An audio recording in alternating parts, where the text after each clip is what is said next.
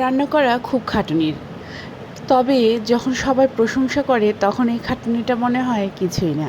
আসসালামু আলাইকুম বন্ধুরা, আজকে রান্না করেছি হান্ডি চিকেন আর বাটার নান।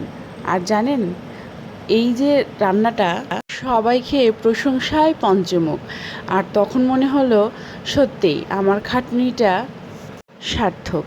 আর তাই এই রেসিপিটা আপনাদের সাথে শেয়ার করতে চলে আসলাম, যাতে আপনারাও খুব সহজে এই রেসিপিটা বানিয়ে বাড়ির সবার প্রশংসায় ভেসে যেতে পারেন।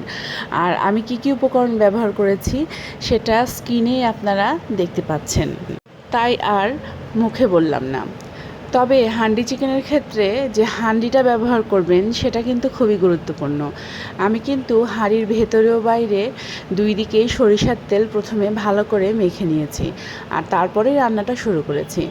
আর এই পুরো রান্নাটাই আমি করেছি সয়াবিন তেলে। আর দেখতেই তো পাচ্ছেন, শুকনো কিছু মশলা দিয়ে দিলাম, এরপরে দিয়ে দিলাম টমেটোর পেস্ট, আর তারপরে একটু হালকা ভেজে ভুজে আমি ম্যারিনেট করে রাখা যে চিকেনটা ছিল সেটা দিয়ে দিব। আর জানেন, এই ম্যারিনেট করা যে চিকেনটা, এটা কিন্তু আমি মোট আধা ঘন্টা ম্যারিনেট করেছি, খুব বেশি সময় ম্যারিনেট করিনি, কিন্তু চমৎকার একটা স্বাদ ছিল এই চিকেনটার। আর এই হান্ডি চিকেনের সবচেয়ে যে গুরুত্বপূর্ণ বিষয়টা সেটা হচ্ছে মাটির হাঁড়ির একটা স্বাদ। ওই যে মাটির গন্ধে লেগে আছে যে, সেই রকম একটা টেস্ট। আর আমি কিন্তু হান্ডি চিকেনে একটা রসুনও দিয়ে দিয়েছি। আর এখন একটু ঢেকে নিয়ে ভালোভাবে একটু কষিয়ে নিচ্ছি। দেখেন, এবার একটু হালকা এদিক ওদিক করে নেড়ে দিব, আর তারপরে আবার ঢাকনাটা দিয়ে দিব।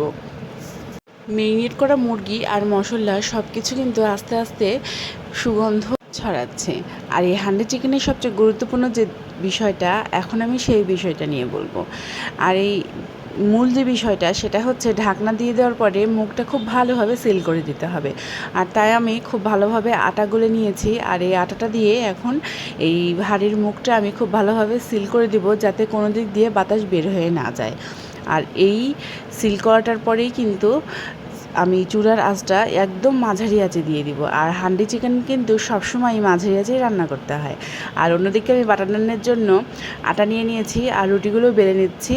উপরে দিয়ে দিয়েছি রসুন কুচি ও মরিচ কুচি। আর এখন এটা আমি সেকার জন্য চুলোয় দিয়ে দিলাম। দেখেন, আমার রুটিটা কিন্তু প্রায় একদিক হয়ে এসেছে, এবার অপর দিকটা আমি একটু আগুনে সেঁকে নিব। আর সেঁকে নেওয়া হলে তাতে একটু ঘষে দিব অল্প একটু বাটার, বাস, তাহলে কিন্তু আমার বাটার নানটাও রেডি। তো চলেন এখন তাহলে বাটার নান দিয়ে চেখে নেওয়া যাক আমাদের হান্ডি চিকেনটা। হান্ডি চিকেনটার মুখ খুলবো বলে কিন্তু আমার আর তরসইজি হচ্ছে না। আমার ঘরটা পুরো হান্ডি চিকেনের গন্ধে মো করছে, ভাষায় বলে বোঝাতে পারবো না। আপনারা যখন ট্রাই করবেন তখন এই সেন্টটা অবশ্যই পাবেন।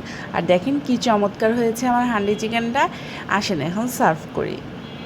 আপনারাও খুব সহজেই এই পুরো রেসিপিটা ফলো করলেই খুব সহজেই এই চিকেন হান্ডি বানিয়ে বাড়ির সবার কাছে নিজেকে প্রশংসায় ভাসাতে পারেন। কি বিশ্বাস হচ্ছে না? একবার ট্রাই করেই দেখুন না। রেসিপিটা কেমন লাগলো অবশ্যই আমাকে কমেন্টে জানাবেন। আজ তবে এখানেই শেষ করছি। সামনে আবারও হাজির হব নতুন কোনো রেসিপি নিয়ে আর নতুন কোনো গল্প নিয়ে। সে পর্যন্ত সবাই ভালো থাকবেন, সুস্থ থাকবেন। আসসালামু আলাইকুম।